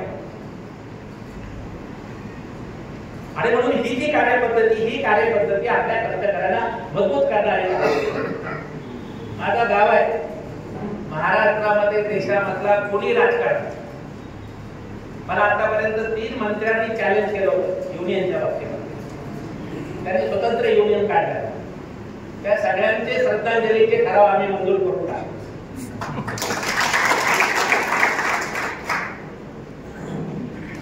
त्यांच्याकडे तर सत्ता होती, त्यांच्याकडे पैसा होता, त्यांच्याकडे नेते होते, तरी सुद्धा ते आपल्या बरोबर गाडी टिकू शकले.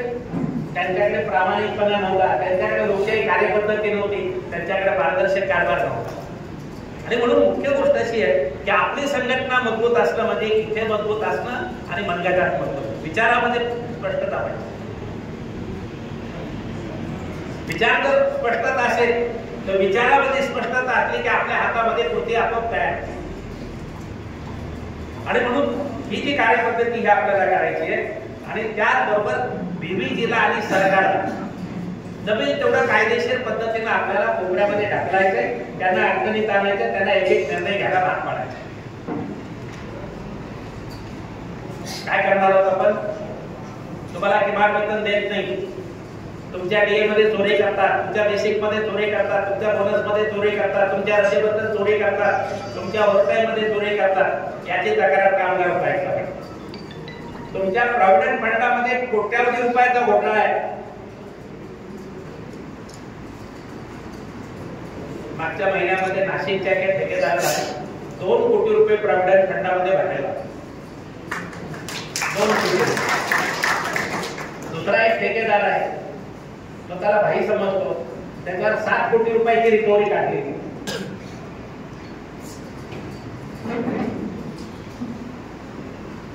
बाबासाहेबांनी कायदा जो तयार केलेला आहे त्या कायद्याला फक्त ताकद द्यायची गरज आहे.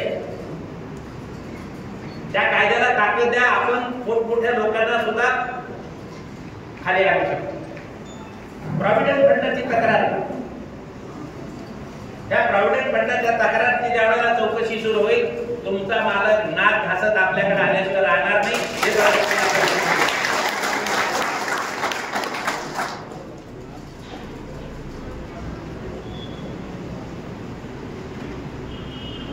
तुमच्या गाड्यांची परिस्थिती मध्ये एकदा पेपरला वाचलं, मला अध्यक्ष पण सांगत होते, ॲम्ब्युलन्स आग लागून जळून गेली. मी म्हटलं आरटीओचं इन्स्पेक्शन होत नाही का? खोटं नाटक केलं जातं. त्या आरटीओकडे बघावं लागेल.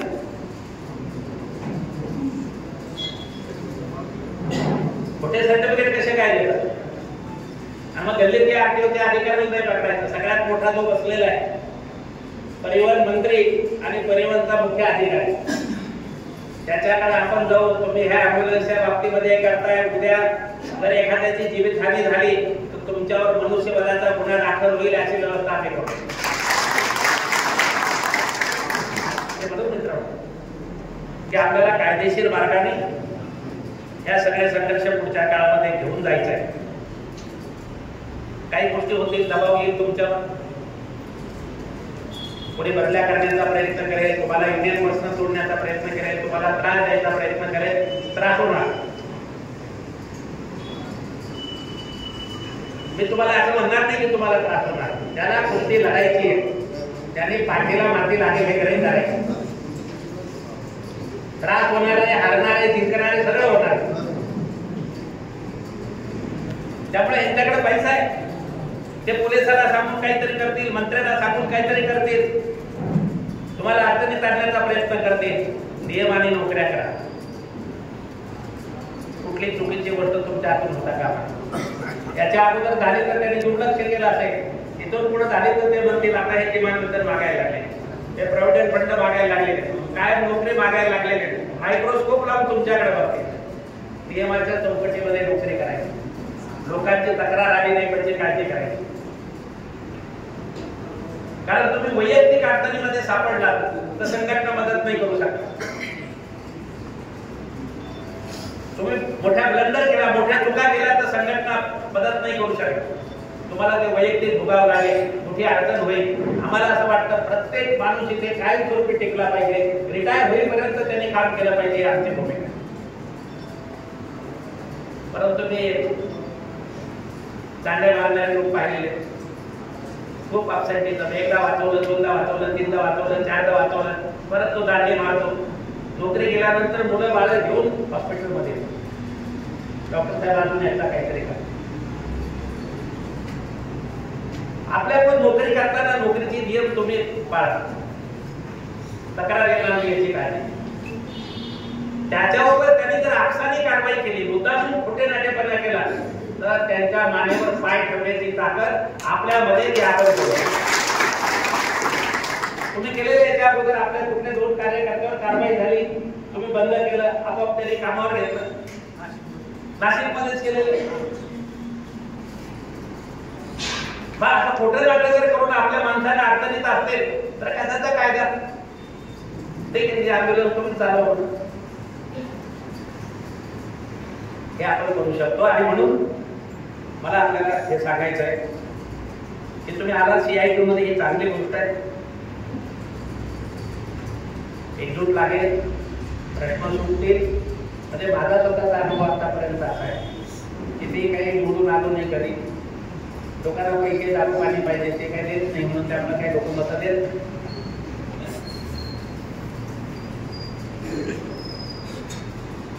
माझ्याकडे काही सत्ता नाही, पण सीटू संघटना अशी आहे ती कामगार वर्गाची पक्की बांधिलकी असलेली संघटना.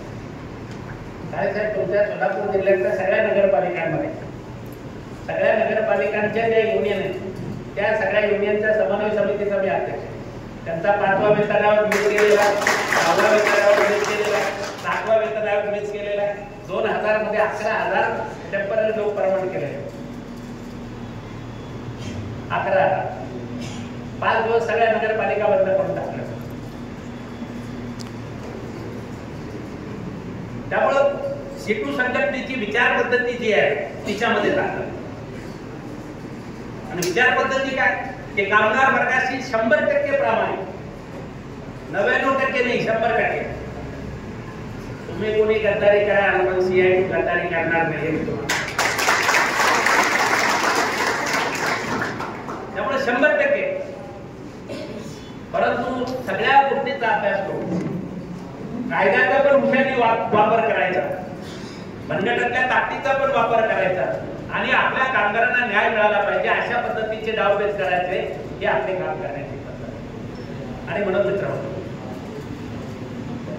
आज सुरुवात आहे, आपण पुन्हा भेटणार आहोत आणि लगेचच पुढच्या आठवड्यामध्ये तुमचे हे जे काही सगळे मुद्दे आलेले त्याच्यावरची कारवाई सुरू केली जाईल. सगळ्या पदाधिकाऱ्यांना बरोबर घेऊन हे कारवाई आपण करू. आपण असं ठरवलेलं आहे, तुम्हाला कायम करण्याबद्दल आणि समान कामाला समान वेतन मिळण्याबद्दल हायकोर्टातल्या वकिलांची चर्चा करून त्या मार्गाने जाऊन जर फायदा होणार असेल तर हायकोर्टामध्ये रिट पिटिशन करू.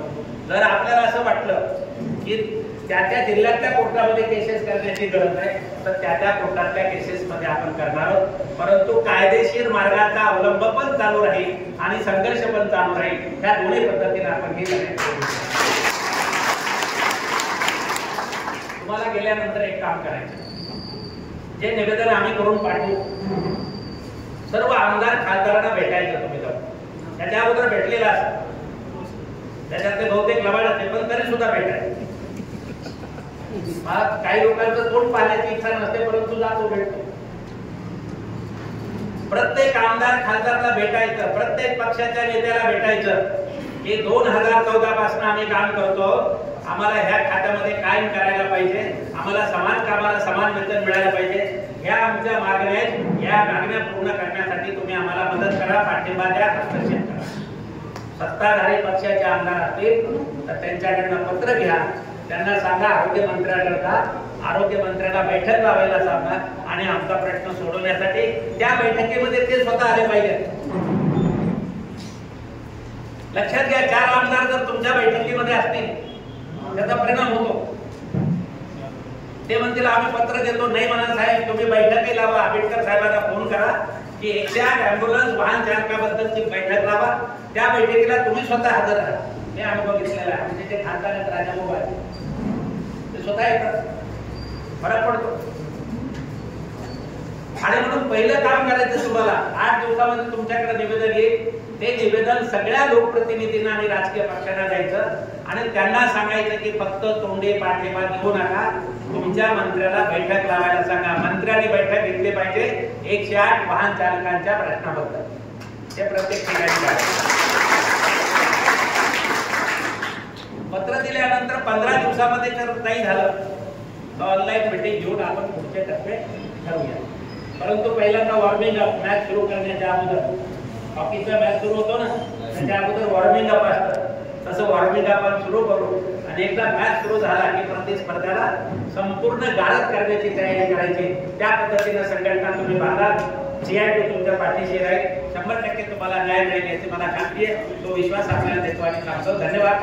या मेळाव्यात सीटूचे राष्ट्रीय उपाध्यक्ष तसेच राज्य अध्यक्ष कॉम्रेड डॉक्टर DL कराड तसेच शिवक्रांती युवा संघटनेचे संस्थापक शिवश्री दत्तात्रय तुकाराम काळे, संघटनेचे अध्यक्ष नागनाथ नरळे, उपाध्यक्ष पांडुरंग डुमके, सचिव मनोज गोपी, संदीप पाष्टे, निवास घुगे, बाळकृष्ण कदम, राजेंद्र खैरनार, अमित मोरे, नितीन हावरे, प्रीतम गुलाणी, राहुल गायकवाड आदींसह महाराष्ट्रातील सर्व जिल्हाध्यक्ष, तालुका अध्यक्ष तसेच पदाधिकारी, चालक मोठ्या संख्येने उपस्थित होते.